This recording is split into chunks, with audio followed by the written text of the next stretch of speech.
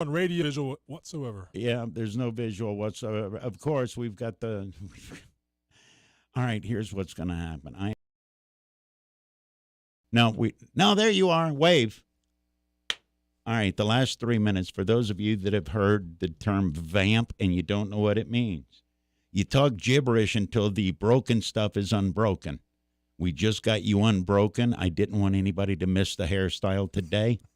Scott Tady is being live streamed in addition to being on the air. Here's a pro tip. I just got my oil change, and there was 4 cars deep at the Valvoline in Chippewa. So I'm guessing getting your oil change right before Memorial Day is not a genius idea. Are you road tripping? Because we're going back to previous pre-COVID travel times. Massive amounts of people going to be on the road. That's what they're saying. Now, I'm just going to Pittsburgh for a couple shows. One at Heartwood Acres on Saturday, that day-long festival, the Wonderworks Festival. So tonight I'm going to Rivers Casino, though. Jelly Roll, this hot country act, is going to be there. So is that the dude with tattoos? Yeah, he's kind of like the Post Malone of country music, I believe. He has that Those are words on. that you don't see in a sentence that often. How did he become a famous or popular country person looking like that? And I don't mean to be speaking stereotypically, but most country, well, we're talking about radio stations, most country radio stations were probably a little hesitant to play that guy's music once they saw what that guy looked like. I'm guessing that's a big part of it because Post Malone kind of blazed the trail. As we mentioned, he's got facial tattoos and a tough-looking dude. Maybe it's time. We've seen country with the cowboy hat, the good-looking fellow with the one-syllable name. Maybe it's time to have somebody new. And Jelly Roll, it sounds like it should be like a blues artist, though, like right. a Mississippi Delta sitting on the porch strumming a Blind guitar. Melon Jelly. Yeah, something like that. Yeah, it should be. How much more important is physical appearance or what you look like now than it was? It always was, and it reminds me of a story, and I'm sure you know this. The first Blues Traveler video. Remember? Was it for Runaround? No. The Hook. Oh, yeah. The Hook brings you back. The lead singer of that band did not appear in that video. John Popper, because he's a 300-pound guy. He was a big dude, so they found a really good-looking guy.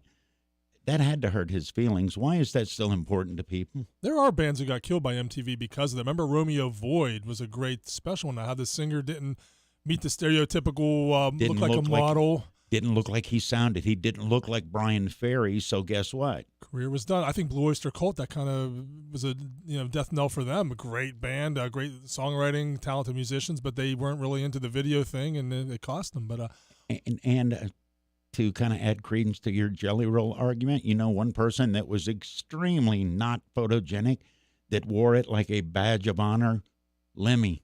Yes, Motorhead. Lemmy from Motorhead. He was not a looker, and he was very proud of not being a looker. And we loved him for it. I interviewed him once, and he was telling me, and you remember he had that growl. He sounded like he looked. Yeah. He mentioned he still chases women. He goes, every once in a while, I even catch one, or something like that. So he was a good time. And he had to be like 60, 70 then. There's a bar in West Hollywood where they have a shrine to Lemmy, basically, and they have his statue, like a bronze statue of him. They reserved the seat where he used to sit in front of the poker lottery machine and just sit there with his Jack and Coke and play lottery all night and talk to anyone who came up to him. And what a legend. Wish I could have been there for that. But back to your question, why are looks? I think because social media. I think because people want to share stuff on Instagram and TikTok, and those are just very visual-oriented mediums. And so you hear the term influencers now. You look at an influencer, it's usually a beautiful-looking person, and they're getting paid to be doing product placements. Oh, here I am at such and such restaurant wearing such and such shirt on vacation at such and such, and they're getting paid handsome money to do that. I just saw a story about 45 minutes ago. There was a social media influencer that was filming himself climbing on a bridge in L.A. Oh. Guess what happened? Uh-oh. Okay. I've said this, and you can tell me if you agree or disagree, and please tell me why. If I have to tell you I'm an influencer, I don't have any influence. Oh, I like that. Do you agree with that? Yes. All right. What makes somebody an influencer? The number of clicks that they get on social media? Exactly. Is that it? And engagements. If people aren't just clicking, but if they're also sharing and liking and commenting, but that's what companies are looking for now. They want somebody to model their clothes and be seen conspicuously using their product. I mean, in the old days it was commercials, but now they want that. It's supposed to look more like your personal life. Oh, here I am today. Here I am in my bathroom that you can't afford using a product that I got for free. Exactly. Hey, if I can get on that gravy train, I would, but I think it's too late. I don't know, man. You got hair product possibilities. I thought of a name for it, though. I could be the Yinsfluencer. Huh? Quit with Yins? that. No. No. All right, I'm out. No. It's the same thinking that led us to Heinz building a machine that mixes our different condiments for it. Quit it. We're overthinking it. Scott Tady at the Beaver County Times is my guest, talking about bands and music and shows and influencers. Let's go the other way. Name a band that was so pretty they became famous, and anybody that had ever picked up a musical instrument knew that they were crap, but they still became famous. Well, a lot of the boy bands, I would say. You know, Backstreet Boys. You at least had to be able to sing in harmony to do that. Good point. Very good point. I'm wondering about Duran Duran. I think the keyboards are pretty good, but other than that, I think looks kind of what drove them to fame. You remember Flock of Seagulls? Oh, that was some hair there. You had big hair. Gary Newman, who I liked musically, but there were people, and you talk about MTV killing some people's careers. There was MTV made a whole lot of people's careers that musically weren't all that at all. They had the look. They had the look. Was that a song? Roxette. Yes. Good example. Hot chick lead singer. We'll play that. She owned up to it. The Vinyls. Oh, Touch Myself. Yes. Same thing. We've got one song, and people seem to get upset. We'll play that. I saw a concert in Pittsburgh this past Monday, and it was some of the loudest booing I ever heard before the singer took the stage. You hear about this? No. John Mellencamp at Benedum Center, and John was great. I'll get in okay, front of it. What were they booing about? He was a phenomenal concert. Nobody was told until we got there, and even then, that the opening act was a 30-minute film treatment of Turner Classic Movies. They were the sponsor. First time ever Mellencamp as a corporate sponsor. We got a 30-minute narration of Mellencamp showing us some movies like James Dean Giant, like and that's a great movie when he gets beat Desire up with Brando. We saw HUD with Paul Newman. We were seeing one, and they were like dialogue intensive clips. They weren't action clips of James Dean racing his car. They were him, sitting there talking profoundly, and people were getting fed up because they didn't know this was going to be a half hour right at 8 o'clock when the show was supposed to start. So people started and I felt bad. You're booing Paul Newman. I got upset. But I got the concept. People weren't told this. It wasn't transparent. If you give somebody a heads up, they'll go, oh, yeah, that's that thing. If you don't give them a heads up, the scariest animal on the planet is a human being that doesn't know what's going on. Ooh, I like that. All right. Talk about the Mellencamp show, because I've seen Mellencamp probably a half a dozen times. I've been around him. You know what his nickname is? According to the crew, right? No, what? For years and years and years. Have you ever been next to him? You ever stood next to him? Never had the pleasure, no. Okay. How tall are you? I'm 6'1". You're about double. All right. He's not a big dude. His nickname in the crew, and they'll never say it in front of him. All right. A little bastard wants a drink. I did not know That's that. how he is referred to backstage. And I've seen, he's one of those guys, and you've used the word mercurial. You catch him on a good day, he can be spectacular. I'm not talking about a show. I'm talking about an interview. You catch him on a bad day, deeply unpleasant little guy.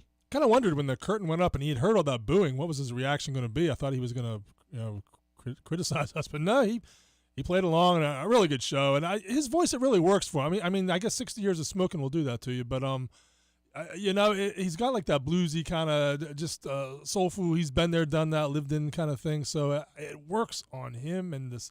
He's got, of course, Lisa Germano playing fiddle, one of the best fiddle players out there. Yeah. So it was a good time. He did it right. He did like 4 new songs, but he got them out of the way early. He ended with 7 hits in a row, and Jack and Diane turned into a big sing-along. So really good time at the Benedum Center. He is part of the history of a generation. Ooh, how do you figure? Because when he came along in the Midwest, he changed radio. 2 things changed radio when I was in it early on in the Midwest. First, the Nirvana record. Oh. That got rid of a whole lot of hair metal that was going on. Yes. There wasn't enough space. You had to play that Seattle stuff. And 2, Mellencamp, if you were from the Midwest, you went 4 or 5 or 6 cuts deep. He was one of us in the Midwest. There were stations that started playing his kind of music, other music like that wasn't previously played. Same thing with the Nirvana. People started playing the Nirvana record. Then they started looking for other Seattle grungy things. Oh, we can play that now too. And then REM actually seeped into it from college radio. There were a lot of, not folkies, but angry acoustic dudes, the Peter Himmelmans and the David Bearwalds that started getting work and started getting noticed because people were playing. And the fact that he was part of Farm Aid for umpteen years from the very beginning. That was amazing. I'm having watched Farm Aid as a youngster, and seeing Bob Dylan on stage mumbling, wouldn't they be good if they did something like this for farmers? And everyone kind of looked at each other like, oh, that's a pretty good idea, Bob. And 30 years later, we're still doing Farm Aid. The hottest ticket in the Midwest was whenever Farm Aid got announced. People planned whole weekends about it. Starlake has had a couple of them. Yeah. Did a pretty good job of that, I thought. Willie Nelson coming back again, of course, at age 90 to Starlake this year. Saw him at Farm Aid. Yes. And one of my favorite Willie Nelson stories, what's the song? Never play poker in Willie Nelson's bus or something? Oh, Toby Keith, I'll never smoke weed with Willie again. Yeah. I'm just going to leave that right there. The dude's 90 years old. Scott Tady is my guest. It is Teleforum on Beaver County Radio. What are you looking forward to this weekend? Do you get a day off? Media never sleeps. You know that. Yeah, like I said, it's a 2-day Wonderworks Festival at Heartwood Acres. Jason Mraz and Hosier are the headliners. It's kind of indie. It's it's not the most diverse lineup they've had for this second year event. I thought last year's was a little more diverse, but looking forward to it. Heartwood Acres is a great place to see a show. They're expecting 20,000 people both days, so it's going to be traffic already. The parking is sold out for the main lot. So they're doing shuttle buses from Pittsburgh Mills Mall. That's a long hike to Heartwood Acres. That part's got me a little worried. That's at least 45 minutes. And it's not 45 minutes distance, but you know the roads as well as I do. Those ain't 4 lanes that are all windy going up into that hill. Yeah, it's a little oddball. Next week, Starlake finally, or 2 weeks from now, Starlake finally opens for the season. Dead and Company with John Mayer and Bobby Weir, the Grateful Dead, is the opening act. That's going to be Bruce Hornsby still mess with that? Because he was touring. He's coming here, but he's not with the Dead anymore. He was playing with them for a long time, off and on. Oh, you'll love this. I did an interview with Catch Secor of Old Crow Medicine Show. They're opening for Hank Jr. at Starlake on June 10th. Boy, was he an interview. That's going to be a whiskey-drinking show right there. The turning point in his life was at Three Rivers Stadium when he was 8 years old. He always was kind of shy. He had a motor mouth at home, but he got out in public, he was shy. Mm-hmm. His granddad got tickets. Somehow they got on-field access, and his granddad was so proud to introduce him to Jim Leland, Pirates manager. Sure. Catch said I froze. I just clammed, but I didn't know what to say. And his granddad was kind of disappointed, but then he turns the corner, and there's Ozzie Smith walking on the field, his idol. He went up, he started talking to Ozzie. He had Ozzie laugh, and that's when he realized, you know what? I can make people laugh. I can communicate outside the house. Confidence. So it's really interesting. Well, now where is he from? Is he from Western PA that he's loitering around with Leland and all that? A Kentucky border town. So he said our options were going to see the Cincinnati Reds or going to see the Pirates. That's what the granddad. That was the closest back then. This is before DC had a team. Or, yeah. Well, no, DC. That period when DC didn't have a team. Right. Yeah. So that was it. But this is a Grammy-winning guy who was featured prominently in Ken Burns' documentary on country music. Traces things back to Three Rivers Stadium, Pittsburgh. I love it. That's tremendous. That makes me like them even more. I think they're Mumford & Sons, but they actually have variety to their music. He's the one, of course, that has the song "Wagon Wheel" became the most covered country song in the world. He told me a 30-second Bob Dylan scrap, like on a bootleg album, and he said to him it was like being an Egyptologist discovering King Tut's tomb. He's like, oh my goodness, there's a Bob Dylan song that's no one's ever really done much, just a bootleg. So at age 18, he finished writing lyrics to it, and it became this gigantic hit. So, how does one have the genius to do that, or the wherewithal? A teenager say, I'll take what Bob Dylan started writing, and I'll finish. Imagine that. That's pretty gutsy. Right. Dylan didn't get it right. Hang on. I'm 18. Hold my beer. I've seen the world. Who should go out that has yet to go out? This year? That you think there is a market for? Because a whole lot of bands are going out, and I see a whole lot of bands that I grew up listening to still doing shows at Turner's or doing shows at Jurgles or doing shows at Mr. Small's, and that does my heart good that they're still out there trying. But who's not out there that could be? Because you know this, you don't even need the original members anymore. If you got one dude, you fine. You mentioned REM. That they've only toured like twice in the past 20 years. I'm always big on Led Zeppelin. They haven't done the big U.S. tour since like '77 or something. They, Plant and Page did a bunch of shows, including selling out Mellon Arena. But as far as having the 3 surviving members, they would sell out stadiums, but they're not doing it. Robert Plant is happy with Alison Krauss, and they put on a good show together. So I don't know. How about you? Who would you want to see? That isn't out? Yeah. Mojo Nixon. Oh, that'd be good.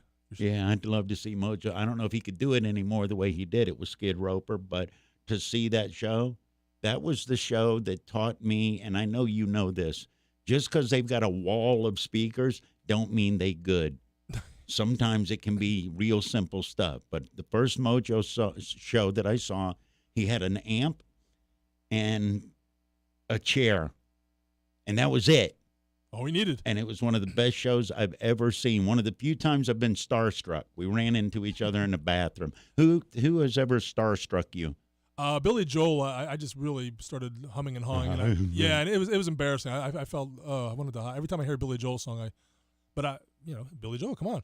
Hey, I got to tell you, another big interview I did. Little Anthony is coming to Midland. That's right. To Lincoln, and his son called me ahead of time and said, "Look, don't mention the words doo-wop. He's over being compared to a doo-wop. He's a R&B singer. As long as you don't do that, you're golden.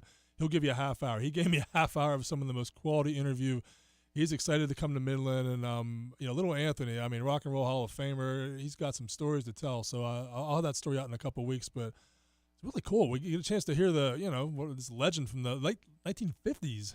Anybody that gets Beaver County. Anybody that gets referenced by name in a Garland Jeffries song is a star. Or anyone who has Smokey Robinson induct him into the Hall of Fame. That's right. You've done well. Yeah. What did you not tell people that you want to? I got a couple of minutes left. Let's see. Memorial Day this weekend. The swimming pools are open. We have a story on that. Not in Pittsburgh, baby. Oh, that's right. June 2nd for those. Well, there are 150.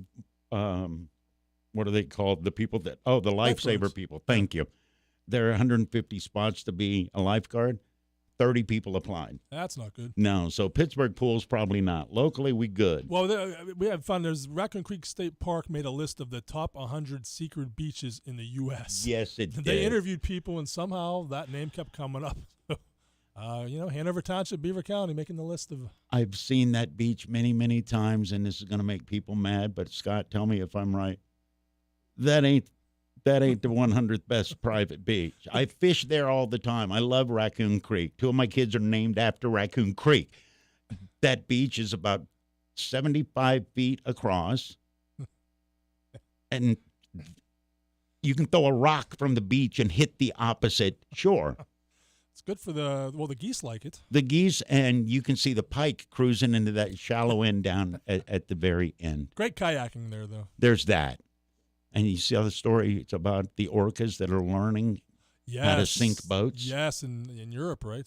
All over. Uh-oh. Our days are numbered. Remember that movie, Orca? Was that 1970? Absolutely. Tried to dovetail off Jaws and didn't quite get the same blockbuster effect. But what did? Scott, it's always great to see you. Come you by. too, Eddie. Anytime you want. Scott Tady, Beaver County Times. He's the entertainment editor. Now I'm thinking about orcas. Cool. Thanks, man. Ever been sitting minding your own business and suddenly discovered that the world is spinning rapidly of its own volition? It can be very frightening. Vertigo, or the illusion